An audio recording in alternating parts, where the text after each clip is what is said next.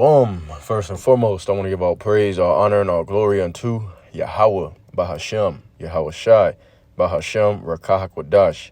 Double honors to the head apostles / elder bishops of the great millstone who teach and who rule well. Peace, blessings, and safety to all you sincere Akim. Keep pushing, keep believing, and keep the faith, regardless of whether people hear or whether they forbear. All right, and this is going to be another edition of Daily Bread. Okay, I believe today is May 5th. It's like May 9th, 2024. All right. And this is pretty much going to be on the topic of the truth. All right. The prophecies. Okay. And the reason why I want to go into this topic is because a lot of people don't really understand the value of the prophecies. All right. Now, those who subscribe to the 100% truth according to the Bible understand that pretty much the prophecies is everything, okay? And where do you find the vast majority of the prophecies? You find them in the Old Testament, all right? Isaiah all the way on up to Malachi, all right? The last book of the Old Testament. And then, of course, you have prophecies scattered all throughout the Old Testament and the New Testament as well. And the other books, the Psalms, all right, even the Proverbs, there's prophecy, mixed in here and there, if you have the spiritual eye to pick up on it. Okay. But,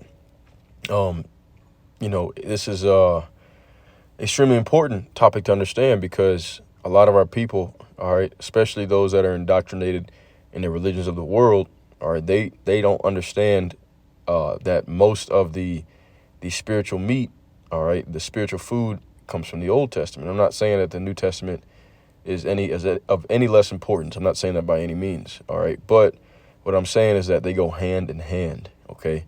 You cannot have the new without the old. If you do that, then that's how you get confusion, and that's how you end up being deceived by the religions of the world, all right? Which is the reason why they tell you, all right, when you grew up, they don't go into the Old Testament because that's done away with.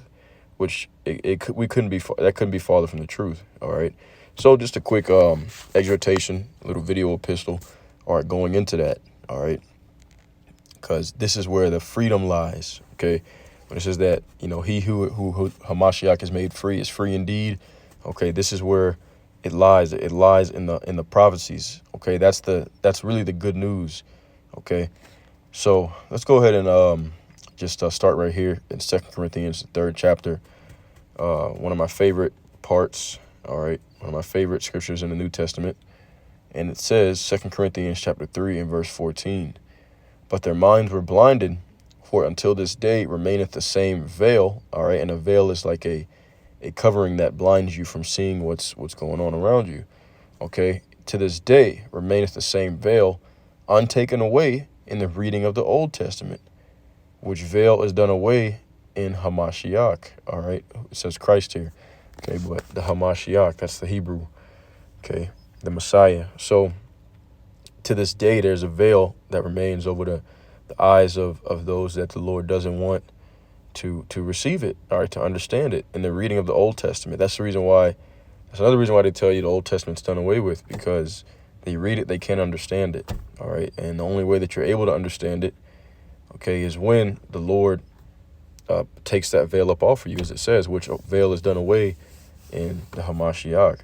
Okay, it says, but even unto this day, when Moses is read, the veil is upon their heart.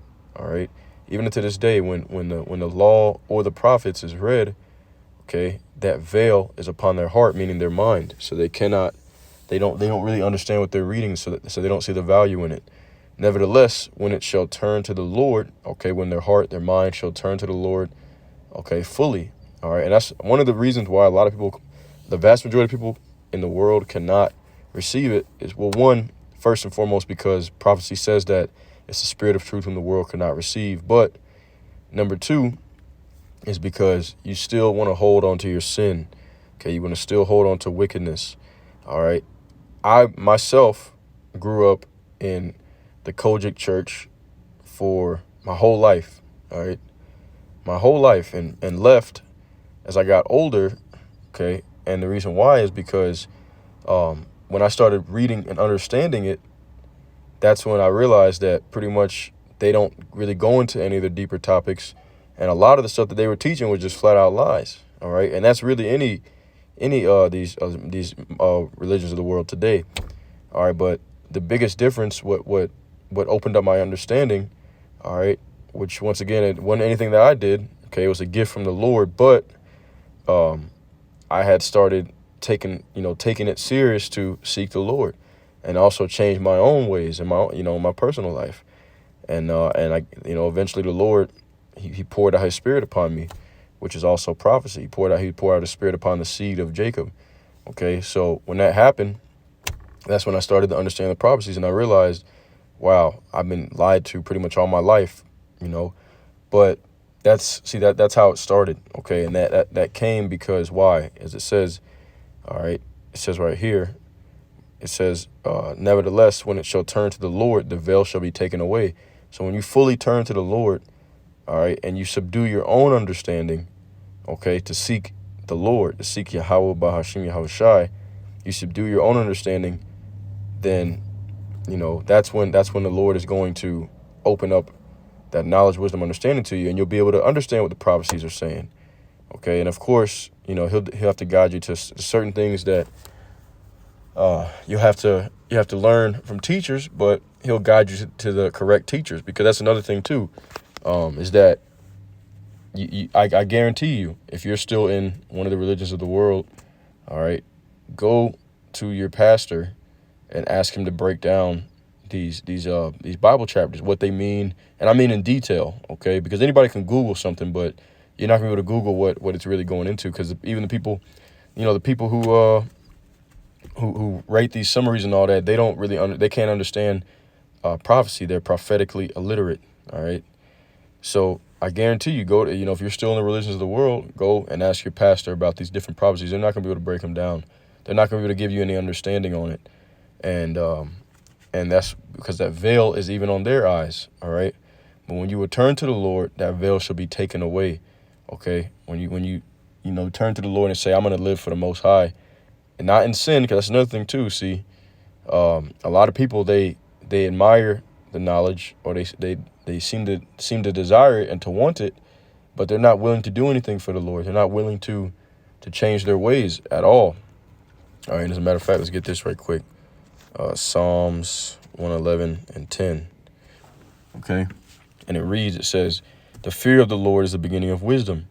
A good understanding have all they that do His commandments. His praise endureth forever. All right. So you have to do His commandments to have a good understanding.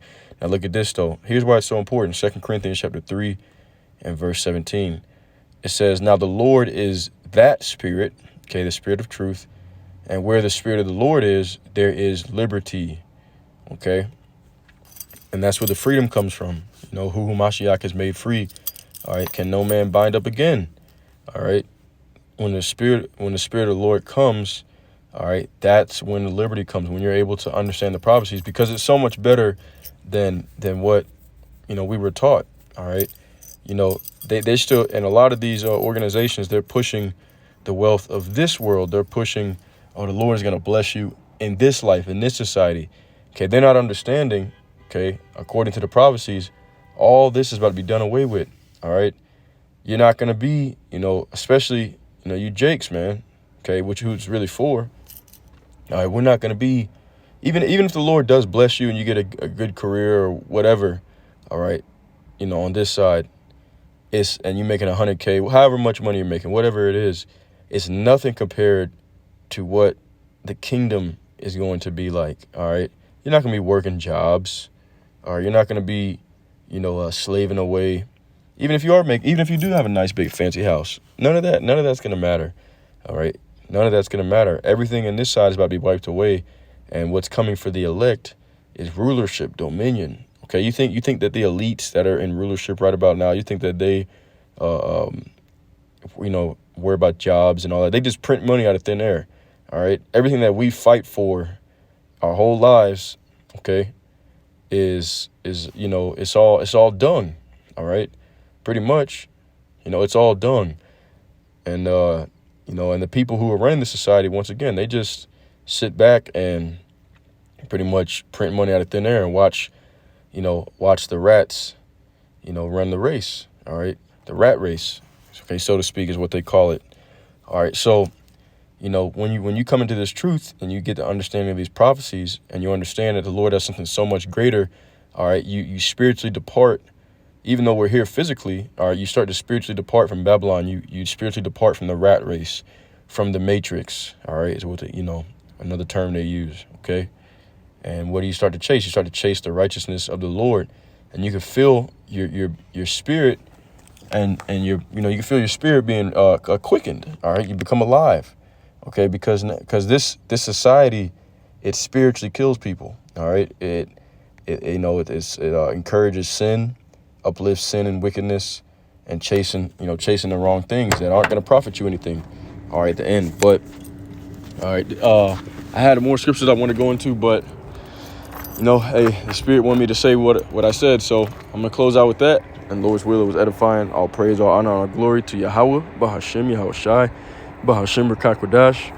All right, until next time, Shalom.